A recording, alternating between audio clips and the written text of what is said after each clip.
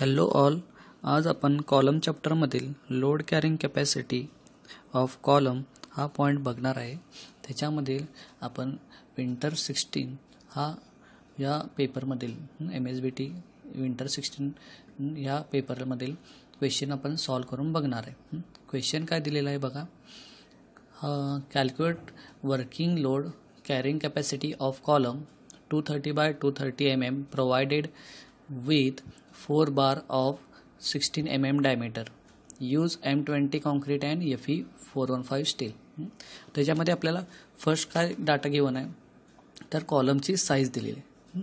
आपल्याला काय दिलेलं आहे, कॉलमची साईज दिलेली आहे.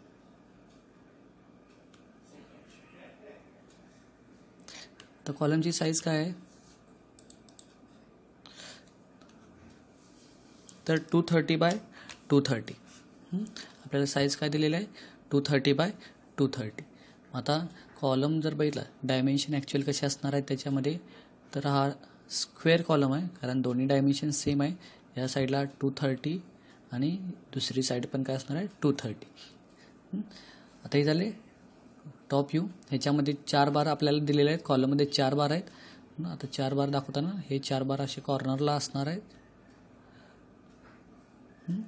4 बार आहेत आणि त्यांचा डायमीटर आहे. हे जो बार असणार आहे त्या बारचा डायमीटर किती दिला आहे 16 mm आपल्याला त्याचा डायमीटर दिला आहे.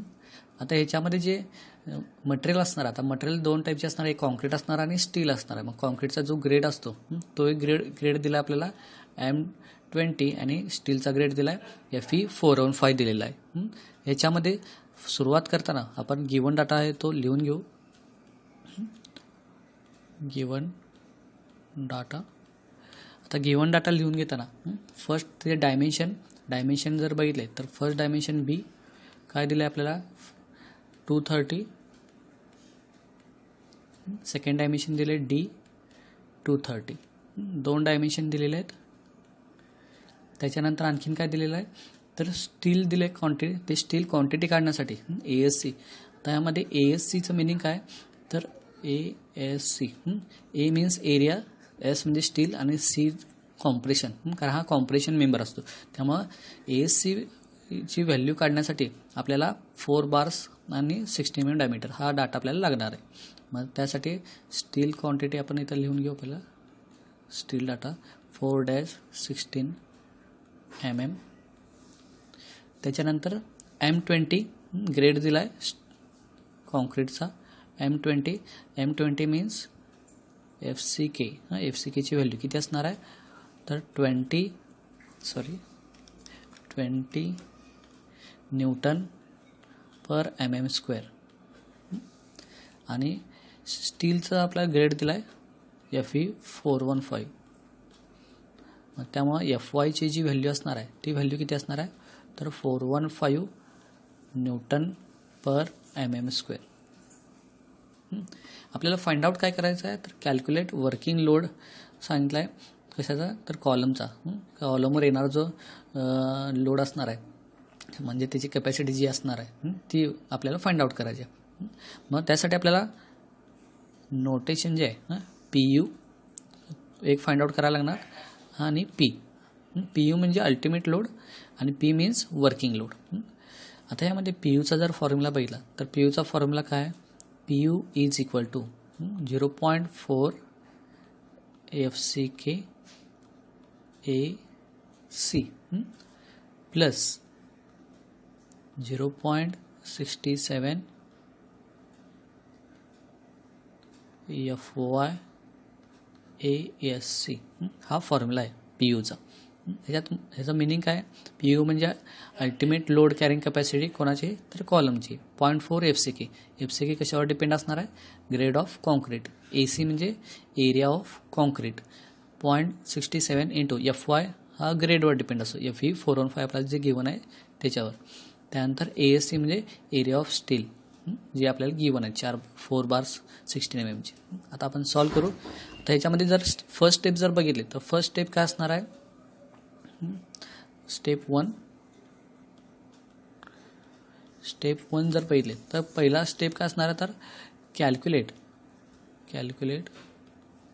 काय कॅल्क्युलेट करणार आहे पहिला तर यामध्ये AC ASC ह्या दोन गोष्टी आपल्याला माहीत नाहीत.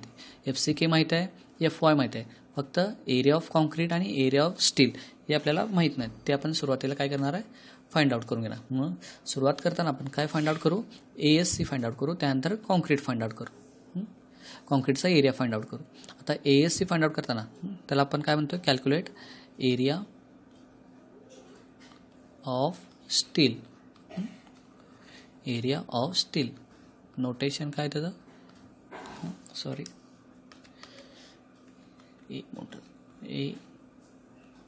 ASC.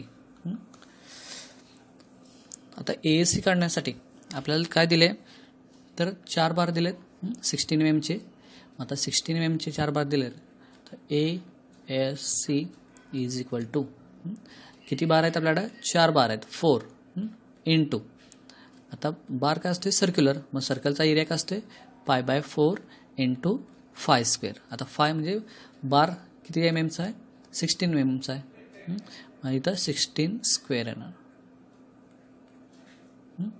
हा फॉर्म्युला जर बघितला तर कसा असणार आहे, तर 4 मीन्स नंबर ऑफ बार्स, किती नंबर ऑफ बार्स आहे ते म्हणजे 4 इंटू आणि π/4 इंटू फाय स्क्वेअर, ह्याचं काय तर सर्कलचा आहे एरिया. 4 बार आहेत म्हणून आपल्या इथं व्हॅल्यू आपण 4 घेतली आणि हा सर्कलचा एरिया π/4 इंटू त्या बारचा डायमीटर किती आहे, 16. हे सॉल्व केलं. सॉल्व केल्यानंतर आपल्याला व्हॅल्यू जी मिळणार आहे ते लिहून घेऊ, आपण कॅल्क्युलेट करू. 804.25 mm स्क्वेअर एरिया आहे, त्यामुळं स्क्वेअरमध्ये घेतलं. आता नेक्स्ट AC काढायचं आहे. तर AC जर काढायचं असेल, आता इथं जर बघितलं डायग्राममध्ये, तर AC म्हणजे इथं जे राहिलेला जो एरिया इथला आहे, हा रेक्टँगल आहे, सॉरी स्क्वेअर आहे. या स्क्वेअरमध्ये स्क्वेअरचा एरिया कसं काढणार, B इंटू D केलं तर काय निघतोय आपल्याला, पूर्ण हा स्क्वेअरचा एरिया मिळतोय. त्याच्यामध्ये हे जे सर्क्युलर दाखवलेत हे काय आहेत, तर स्टीलचा एरिया. मग हा स्टीलचा एरिया पूर्ण कॉन्क्रीटच्या एरियामधून आपण हा स्टीलचा एरिया मायनस केला तर राहतो कोणता आतमधला, तर तो राहतोय कॉन्क्रीटचा एरिया, बरोबर. मग ह्याच्यामध्ये हा जो पूर्ण एरिया जो असणार आहे त्याला आपण ग्रॉस एरिया म्हणतो. B इंटू D केलं की ग्रॉस एरिया मिळतो. मग ग्रॉस एरियामधून हा स्टीलचा एरिया मायनस केला की आतमधला जो राहणार आहे इथं मध्ये, तर तो काय असणार आहे, कॉन्क्रीटचा एरिया. मग त्यासाठी आपल्याला सुरुवातीला ग्रॉस एरिया काढायला लागणार आहे. मग स्टेप 2 काय असणार आहे, स्टेप टू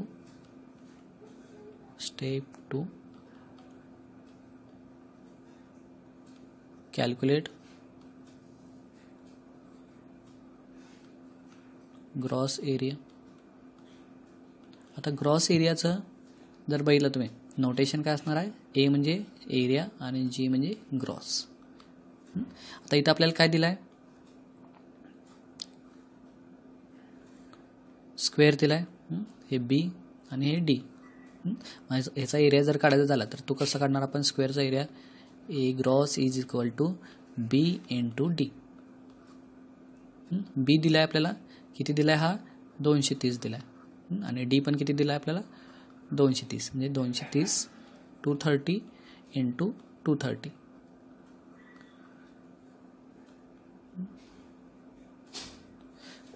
सॉल्व करू, किती ते बघू.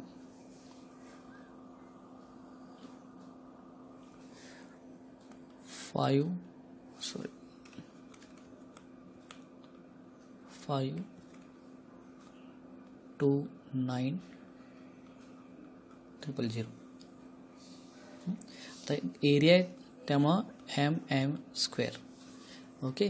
तर नेक्स्ट पार्ट काय असणार आहे, तर AC काढायचा, जो आपण AC काढण्यासाठी A ग्रॉस काढलाय. आता ह्याच्यामध्ये काय करणार, तर हा पूर्ण ग्रॉस एरिया मिळाला आपल्याला 529,000. 000 येत नाही,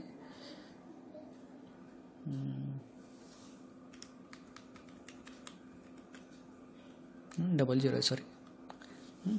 ठीक आहे. आता स्टेप 3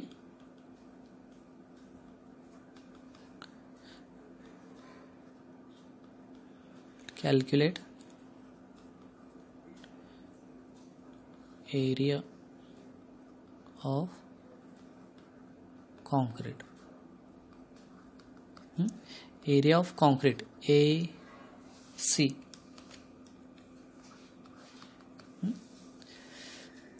आता टोटल एरिया ग्रॉस एरिया त्याच्यामधून काय केलं आपण 4 बारचा एरिया तो मायनस करणार, म्हणजे ए सीचा फॉर्म्युला कसा येणार आहे, A C is equal to gross area किती आहे ए जी मायनस त्यातून स्टीलचा एरिया, स्टीलचं नोटेशन काय ए एस सी.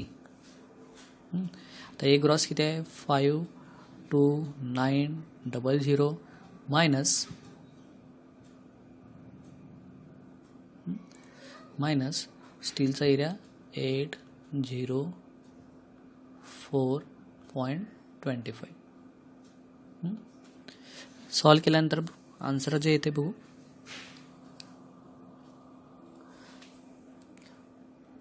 5209.75 mm square. हा झाला कॉन्क्रीटचा एरिया. आता आपल्याला मेन जो फॉर्म्युला आहे पी यूचा, इथं जर बघितला मेन फॉर्म्युला पी यूचा, त्यामध्ये ए सी फाइंड आउट केले, A S C find out केले आणि एफ सी आणि एफ वाय आपल्याला गिव्हन आहेत क्वेश्चनमध्ये. मग आता आपण ए सीचा फॉर्म्युला घेऊ. स्टेप नंबर 4,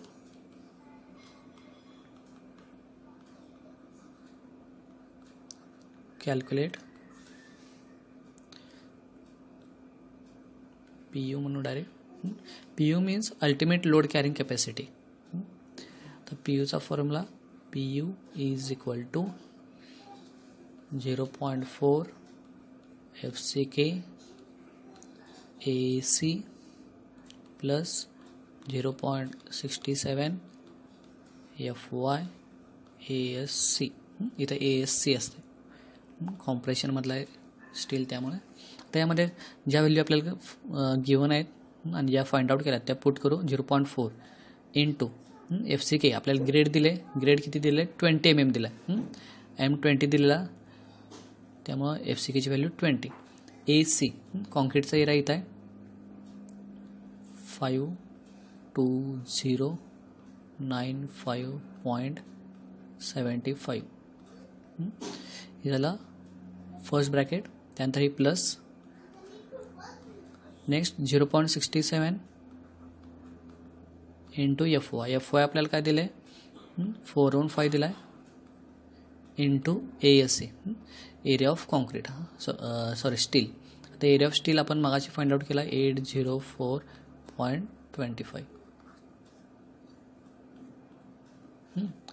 आता हे आपण सॉल्व करू कॅल्सीवर.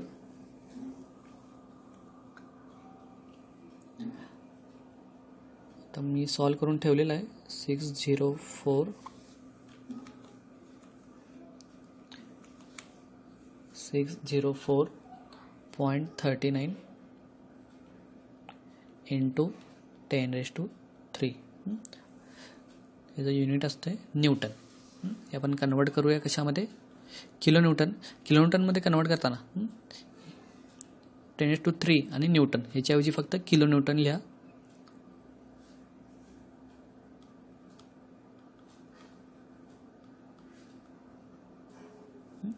ह्याचं जर बघितलं तर 1 किलो न्यूटन म्हणजे किती असतं तर 1000 न्यूटन असते. आता हे मिळाले आपल्याला पी यूची व्हॅल्यू. खरं आपल्याला विचारले काय, आपल्याला विचारले वर्किंग लोड विचारले. आपल्याला हा जो मिळाला आहे हा काय तर अल्टिमेट लोड आहे. आपल्याला विचारला आहे वर्किंग लोड. आता वर्किंग लोड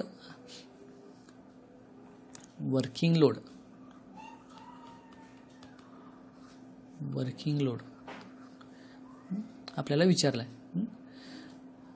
आता याच्या वर्किंग लोड फाइंड आउट करताना त्याचं नोटेशन पी. मग ते कसं फाइंड आउट करणार, त्यासाठी फॉर्म्युला आहे पी यू अपॉन 1.5. 1.5 हा मल्टिप्लाइंग फॅक्टर आहे. त्याच्यामध्ये आपण दरवेळी काय करतोय तर आपल्याला फॅक्टर लोड माहीत असतोय, फॅक्टर लोड काढायचा असतोय. आता फॅक्टर लोड काढताना आपण दरवेळी काय करत असतोय तर 1.5 इंटू डब्ल्यू करत असतोय. तर इथं डब्ल्यू न घेता आपण आता इथं काय घेणार आहे पी घेणार आहे, लोडसाठी पी घेणार आहे. मग आता या आपल्या ह्या क्वेश्चनमध्ये आपल्याला वर्किंग लोड विचारले हां.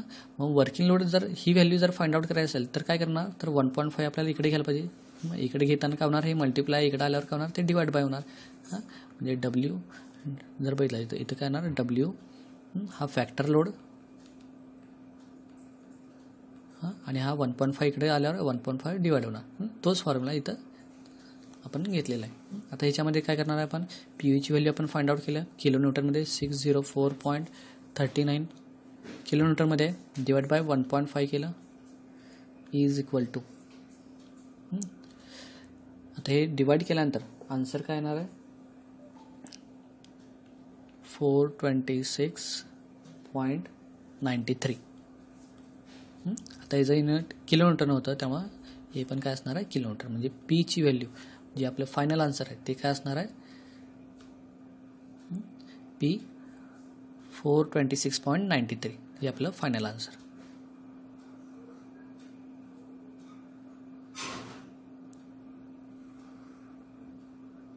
ओके.